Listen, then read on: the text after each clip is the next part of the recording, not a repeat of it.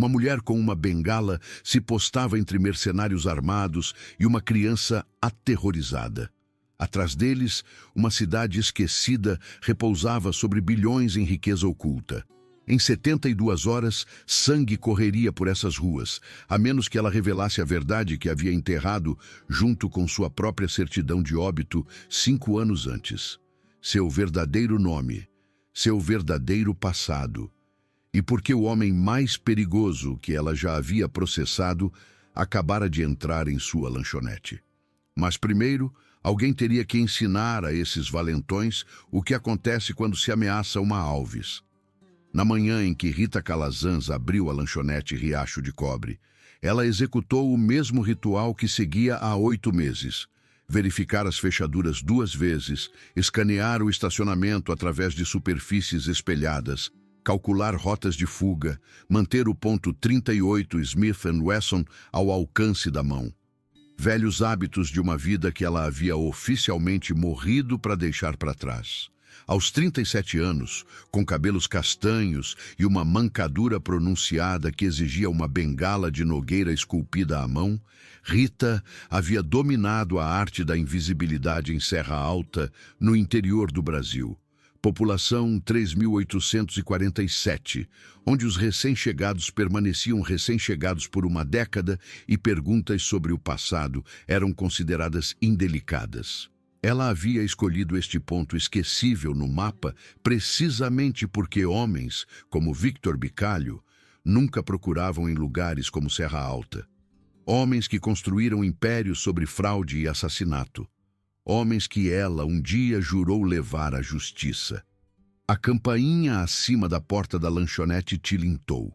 A mão de Rita moveu-se instintivamente em direção à arma sob o balcão antes que ela registrasse o rosto familiar do delegado Dalton Peixoto, de 67 anos, barba prateada, usando sua Colt 1911 como se ainda patrulhasse Bagdá em vez de uma cidadezinha do interior. "O café está fresco", disse Rita, já servindo. Dalton sentou-se em seu banco de sempre, estudando-a com olhos que haviam interrogado terroristas e chefes de cartel. "Tenho uma pergunta para você." "Manda ver." "Você vai me dizer algum dia por que uma mulher com sua formação administra uma lanchonete no meio do nada?" Rita sustentou o olhar dele. "Talvez eu goste de torta. Talvez." Dalton tomou um gole de café. "Ou talvez você esteja fugindo de algo, ou de alguém." Antes que Rita pudesse responder, a campainha tilintou novamente. Zoe Matos, de 13 anos, entrou, movendo-se cuidadosamente com sua órtese na perna, mochila apertada. Os olhos da menina encontraram Rita imediatamente, um alívio percorrendo seu jovem rosto. "O de sempre?" Rita perguntou gentilmente, já preparando o chocolate quente. Zoe assentiu, deslizando para sua cabine de canto. Rita notou hematomas frescos nos braços da menina, mal visíveis sob as mangas. Dalton também notou. "Quem?" "Os escorpiões", Zoe sussurrou. "No ponto de ônibus, a gangue de motoqueiros local. Playboys, filhinhos de papai, brincando de bandidos, liderados por um marginal de 27 anos, chamado Derek Costa, que aterrorizava qualquer um vulnerável o suficiente para ser um alvo fácil. Rita sentiu algo frio se instalar em seu peito. Ela já tinha visto esse padrão antes. Valentões testando limites, predadores caçando os fracos. Ela também havia aprendido que não fazer nada a tornava cúmplice. "Fique aqui", Rita disse a Zoe. "Eu te levo para a escola."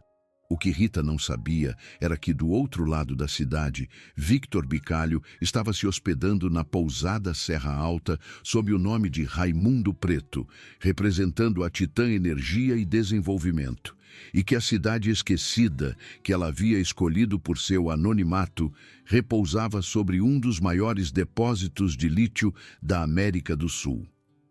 Ou que seus 8 meses de esconderijo estavam prestes a terminar em tiroteio, revelação e um acerto de contas de 5 anos. Francisco Urso Pimentel foi o primeiro a avistar o estranho no terno caríssimo. Aos 71 anos, Urso administrava a oficina de motos da cidade. Suas mãos calejadas ainda firmes, seus olhos ainda afiados. A tatuagem de escudo de aço em seu antebraço, geralmente escondida sob a manga, o marcava como algo mais do que um simples mecânico. Ele serviu como médico de combate em 3 guerras antes de encontrar seu caminho para o interior do Brasil. Antes de ajudar a fundar os Sentinelas de Ferro, um clube de motociclistas veteranos que evoluiu para algo mais vigilante, protetor, jurado a defender comunidades contra aqueles que as explorariam. Urso observou o SUV de luxo, com placas de São Paulo, estacionar em frente ao gabinete do prefeito Silva. Observou o homem de terno sair carregando uma maleta que provavelmente custava mais do que a maioria dos moradores de Serra Alta ganhava em um mês. Ele pegou o telefone, discando um número que não ligava há 8 meses. "Rita", ele disse quando ela atendeu. "Precisamos conversar, agora." 20 minutos depois, eles estavam sentados no escritório dos fundos da lanchonete. Urso havia trancado a porta, puxado as cortinas. "O nome dele é Victor Bicalho", Urso disse sem preâmbulo, "embora ele esteja se chamando Raimundo Preto agora." O rosto de Rita empalideceu. "Você tem certeza?" "Verifiquei as placas. Acionei alguns contatos. É ele." Urso inclinou-se para a frente. "O que ele está fazendo em Serra Alta?" Rita ficou em silêncio por um longo momento. Então, movendo-se cuidadosamente, ela empurrou uma estante para revelar um cômodo escondido atrás. Urso a seguiu para dentro. Uma parede continha monitores de vigilância, outra exibia mapas, fotografias, documentos conectados por um fio vermelho. A parede central era dominada por uma única fotografia ampliada de Victor Bicalho, cercada por recortes de jornais e fotos de cenas de crime. "Pelo amor de Deus, Rita", Urso murmurou. "Meu nome verdadeiro é Rita Calazans Alves", ela disse baixinho. "Eu era uma procuradora federal. 5 anos atrás, montei um caso de extorsão contra Bicalho e a Titã Energia. Fraude, lavagem de dinheiro, conspiração para cometer assassinato. Tínhamos testemunhas, evidências, tudo. O que aconteceu? O juiz arquivou todas as acusações. As provas desapareceram. As testemunhas sumiram." A voz de Rita endureceu. 2 dias depois, os freios do meu carro foram cortados. Meu motorista morreu.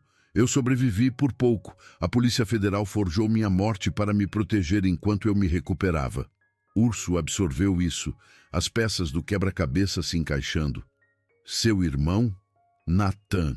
Ele estava trabalhando infiltrado, coletando informações sobre as operações de Bicalho. Eles descobriram quem ele era. A voz de Rita falhou. Os freios dele falharam 3 meses antes dos meus. E a filha dele? Mudou o nome de Alves para Matos. Mudou-se para cá com a mãe Linda. Você já estava em Serra Alta cuidando delas. Rita encontrou os olhos dele. Até que eu apareci e você começou a cuidar de mim também. Zoe sabe que sou tia dela. Não. Quanto menos ela souber, mais segura estará. Rita voltou-se para a parede de evidências. Até agora. O que Bicalho quer em Serra Alta? Rita apontou para os levantamentos geológicos no quadro. É o que tenho tentado descobrir. Ele só aparece pessoalmente quando bilhões estão em jogo. O telefone dela vibrou. Uma mensagem de Helena Ribeiro, a professora de História do Ensino Médio, com quem Rita havia feito amizade. Problemas na escola. Venha rápido. Encontraram Helena no estacionamento, abalada e irritada. Derek Costa e seus escorpiões a haviam encurralado, ameaçando violência se ela continuasse a fazer perguntas sobre as propostas da Titã Energia. Eles ameaçaram os alunos, Helena disse, a voz tremendo de fúria. Disseram que escolas poderiam queimar, crianças poderiam se machucar. Rita e Urso trocaram olhares sombrios. Está começando, Rita disse.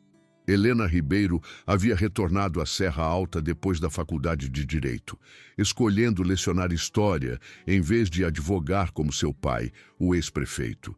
Aos 34 anos, ela havia encontrado propósito em moldar jovens mentes, mesmo que sua formação jurídica ocasionalmente viesse à tona. Como quando ela começou a investigar o súbito interesse da Titã Energia em Serra Alta. Os arquivos de seu pai, doados aos arquivos da escola quando ele se aposentou, continham levantamentos geológicos da década de 1980, levantamentos que mostravam algo valioso sob o distrito central da cidade. Helena havia mencionado isso a Rita durante um café uma noite. Agora, observando a reação de Rita às ameaças dos escorpiões, Helena entendeu que havia mais na dona da lanchonete do que parecia. "Venha comigo", Rita disse, levando Helena de volta à lanchonete para o cômodo escondido. Helena encarou a parede de evidências, sua mente acelerada.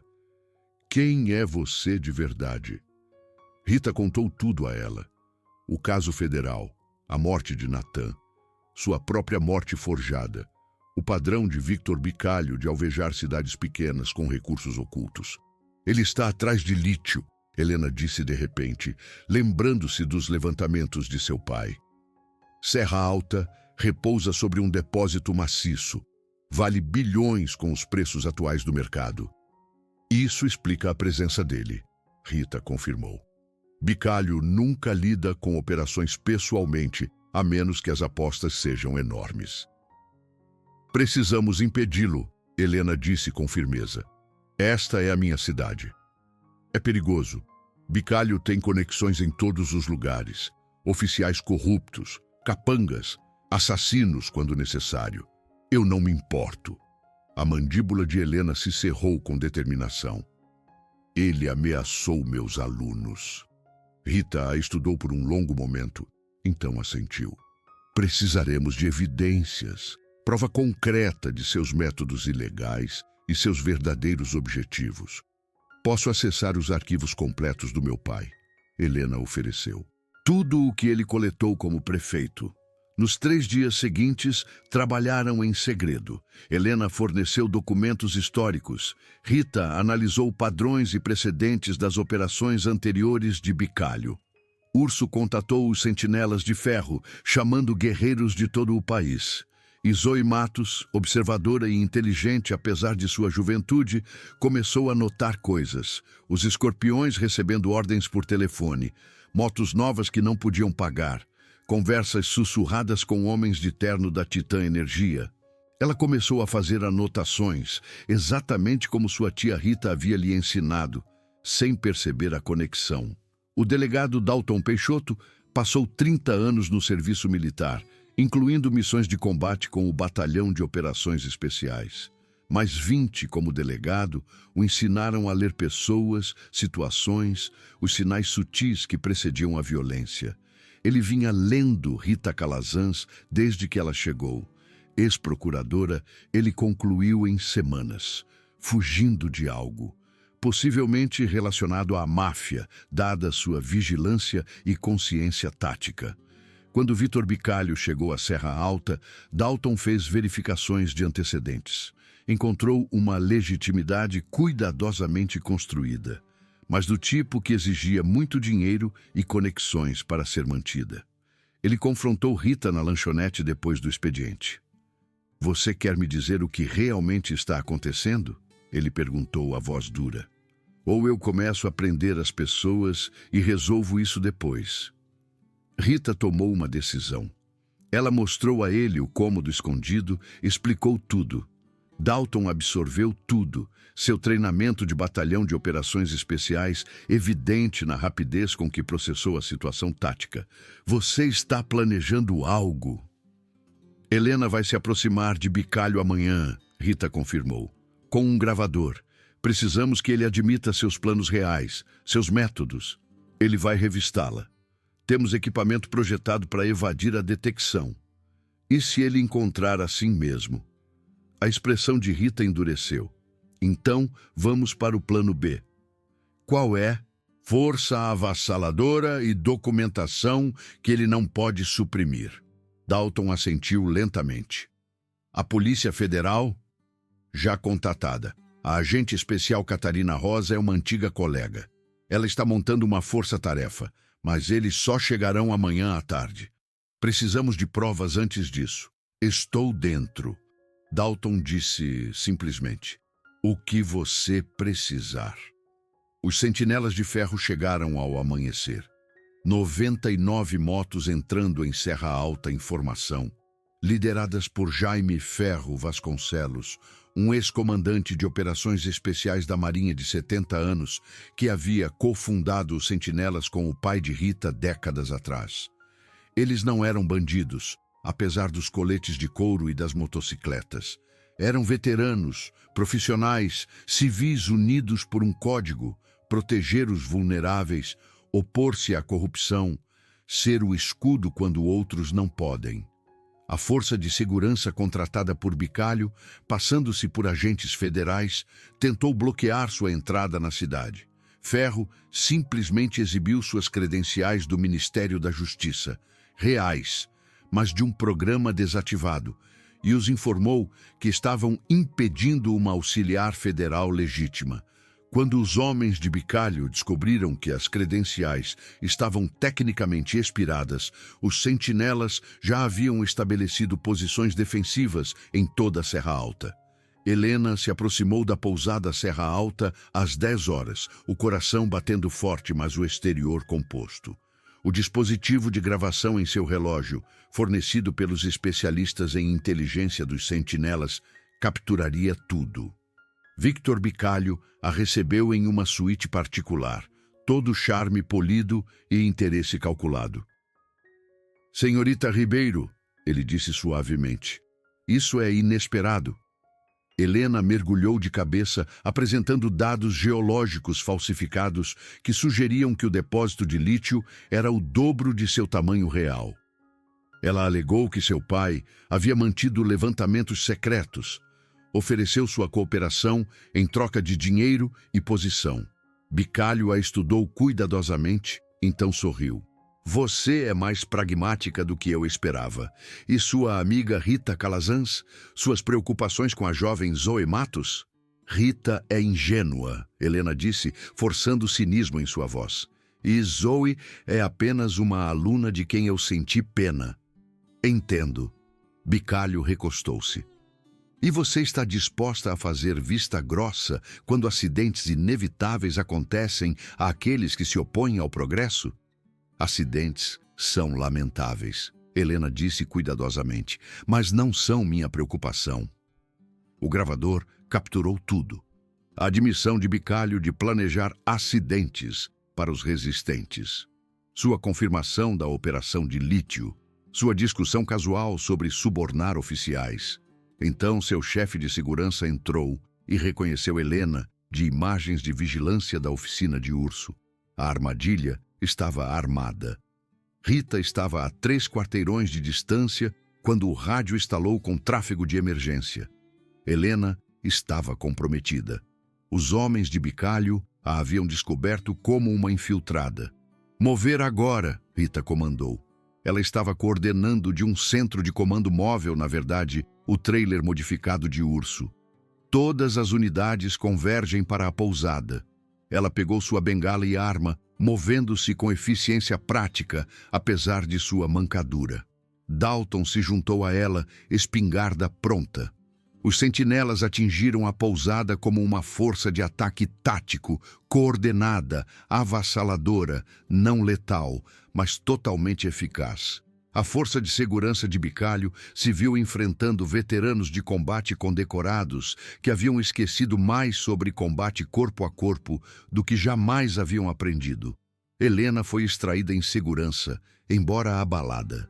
A gravação permaneceu intacta, mas Bicalho mesmo escapou por uma saída pré-planejada, rumo a uma pista de pouso particular fora da cidade. "Ele está fugindo", Ferro relatou. "Unidades estão em perseguição." "Deixe-o correr", Rita disse friamente.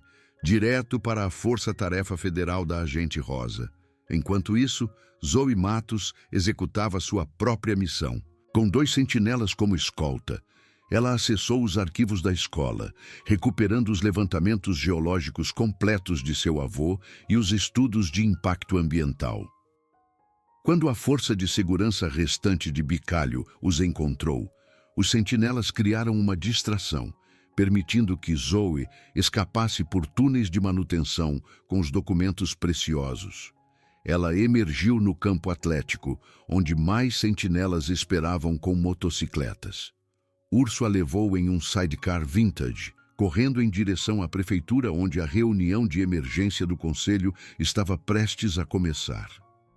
"Você mandou bem, garota", Urso disse a ela enquanto rugiam pela rua principal. "Seu pai estaria orgulhoso." "Meu pai?" Zoe perguntou confusa. Urso percebeu seu deslize. "Depois. Agora vamos salvar sua cidade." A prefeitura de Serra Alta transbordava de cidadãos atraídos por rumores e pela presença inconfundível de 99 sentinelas de ferro formando um perímetro de proteção. O prefeito Silva abriu a reunião com nervosismo visível, tentando aprovar a mudança de zoneamento que daria à Titã Energia acesso legal ao Distrito Central. O delegado Dalton o impediu, espingarda visível, expressão implacável. Então Rita entrou, ladeada por Ferro e Urso, carregando evidências que exporiam tudo. "Cidadãos de Serra Alta", ela começou, sua voz de procuradora preenchendo o salão. "Meu nome é Rita Calazans Alves. Alguns de vocês me conhecem como a dona da lanchonete Riacho de Cobre. O que vocês não sabem é que sou uma ex-procuradora federal especializada em crimes corporativos." A revelação se espalhou pela multidão, enquanto Rita continuava, explicando o padrão de Bicalho, a morte de Natan, sua morte forjada, o depósito de lítio, a verdadeira natureza dos planos da Titã Energia. Zoe veio à frente com os levantamentos geológicos, sua jovem voz firme enquanto explicava o que seu avô havia descoberto e escondido para proteger Serra Alta da exploração. Helena reproduziu a gravação de Bicalho, admitindo planejar acidentes e subornar oficiais. O voto do Conselho foi unânime para rejeitar a mudança de zoneamento e pedir uma investigação federal. Como se por um sinal, a agente especial Catarina Rosa da Polícia Federal entrou com uma equipe de agentes federais. "Vitor Bicalho está sob custódia federal", Rosa anunciou, preso na pista de pouso municipal tentando fugir. "Temos mandados para 2 dezenas de executivos e oficiais da Titã Energia envolvidos na conspiração." Rita sentiu algo se soltar dentro dela. 5 anos de esconderijo, planejamento, preparação. Finalmente, justiça. Zoe se aproximou dela hesitante. "O Urso te chamou de minha tia." Rita olhou para a menina e para a filha de Natan, vendo a coragem de Natan em seus olhos. "Seu pai era meu irmão. Ele morreu investigando Bicalho. Sinto muito que você tenha tido que aprender assim. Por que você não me contou?" "Para te proteger, para te manter segura." Zoe absorveu isso, então deu um passo à frente e abraçou Rita com força. "Você me manteve segura de qualquer forma." 1 ano depois, Serra Alta havia se transformado. O depósito de lítio estava sendo desenvolvido responsavelmente sob propriedade comunitária, os lucros financiando escolas, saúde, infraestrutura. O antigo ponto de ônibus onde Zoe havia sido intimidada agora ancorava a Praça Memorial Natan Alves, um espaço público vibrante celebrando a resiliência da comunidade. Na cerimônia de dedicação, Zoe estava ao microfone, 14 anos e destemida. 1 ano atrás, eu era intimidada por ser diferente, ela começou. O que aconteceu em seguida me ensinou que força não é sobre habilidade física, é sobre coragem moral. Ela olhou para Rita, orgulhosamente de pé na multidão. Minha tia me ensinou que às vezes tudo o que é preciso para parar um valentão é uma pessoa corajosa o suficiente para se levantar. Zoe sorriu. E às vezes, se você tiver muita sorte, essa pessoa traz 99 amigos de moto. A multidão irrompeu em aplausos, enquanto os sentinelas de ferro, presentes para a celebração, aceleravam seus motores em saudação. Rita estava com a agente Rosa, agora uma amiga próxima e visitante frequente. Dalton se juntou a eles, aposentado, mas servindo como consultor de segurança para o Fundo de Recursos de Serra Alta. Acha que ela vai se juntar aos sentinelas um dia? Rosa perguntou, observando Zoe. Rita sorriu. Acho que ela já se juntou. Ela só não sabe ainda. Urso se aproximou, segurando um colete de couro nas cores dos sentinelas, tamanho para uma jovem mulher. O emblema do escudo de aço reluzia ao sol. Para quando ela estiver pronta, ele disse. Rita o pegou, passando os dedos sobre o símbolo que seu pai havia desenhado décadas atrás. Uma promessa, um legado, um compromisso de se opor à injustiça, independentemente do custo. Atrás deles, esculpidas no memorial, estavam as palavras que se tornaram o lema de Serra Alta. A medida de uma comunidade não é como ela trata seus membros mais fortes, mas como ela protege os mais vulneráveis. E abaixo disso, às vezes, tudo o que é preciso é uma pessoa corajosa o suficiente para se levantar. Rita Calazans Alves havia parado de correr. Havia parado de se esconder. Ela encontrou algo nesta cidade esquecida do interior, mais valioso do que lítio ou segurança. Ela encontrou família, propósito e a prova de que, às vezes, justiça tardia não é justiça negada. Às vezes, é justiça aperfeiçoada, refinada pelo sofrimento, fortalecida pela paciência, entregue com força avassaladora por aqueles que se recusam a esquecer. E às vezes, em cidades pequenas que homens poderosos descartam como insignificantes, pessoas comuns realizam coisas extraordinárias.